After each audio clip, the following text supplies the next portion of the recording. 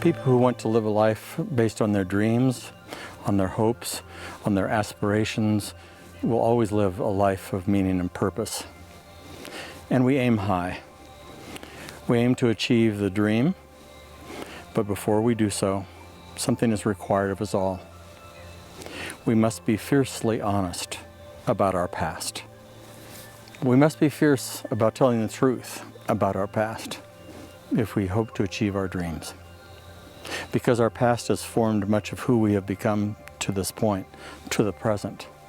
So we review it, we revisit, we look at our families of origin, and we look at the world and its history. We look at our mistakes and our successes and our failures. And through all of those, we look for the golden thread that weaves itself through everything that is becoming our story.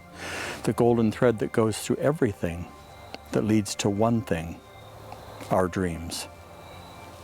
This rigorous honesty about our past that is required of us is done not to make us feel bad, but to make us wiser, to make us hopeful, because we find a golden thread running through it that takes us to that one thing, which is our dreams.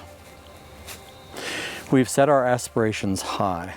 Our goals are set, and we set out on that path having looked at our history and our past, having gratitude and forgiveness for those things that need to be grateful for or forgiven. And we find an interesting consequence, an unexpected consequence. Our highest aspirations require that we lift up our lowest expectations. In the light of the present, which we must also be fiercely honest about, we do a self-appraisal of what our capabilities, our assets, and competencies are. We take an inventory of what skills we have to pursue our dream in light of the past and the present, following the golden thread that leads to our dreams.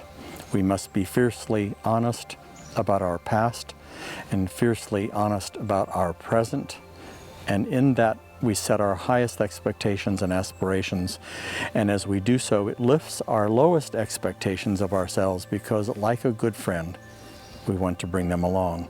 We'll do whatever it takes. We have set our aspirations high with our dreams. It has required us to be fiercely honest about our past. It has required us to be fiercely honest about our present. We've looked at who our heroes are, who our helpers have been, who the healers have been. We have gratitude and thankfulness, forgiveness.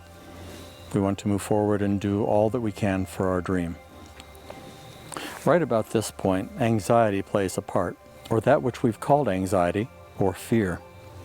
We're setting out for our dream, and suddenly we may hear voices from other people, even dear friends, or in our own minds.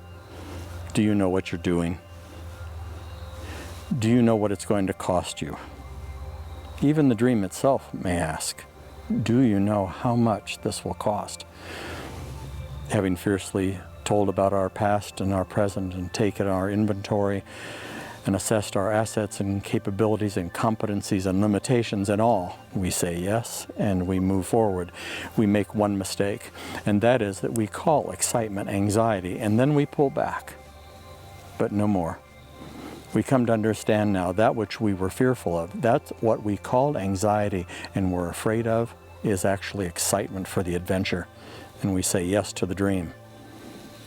Our dreams then must be bigger than all the fears of the past.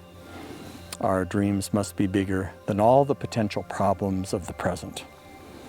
And our dreams must be bigger than any of the fears that may lie ahead, because as dreamers, we know passion always wins out over dread.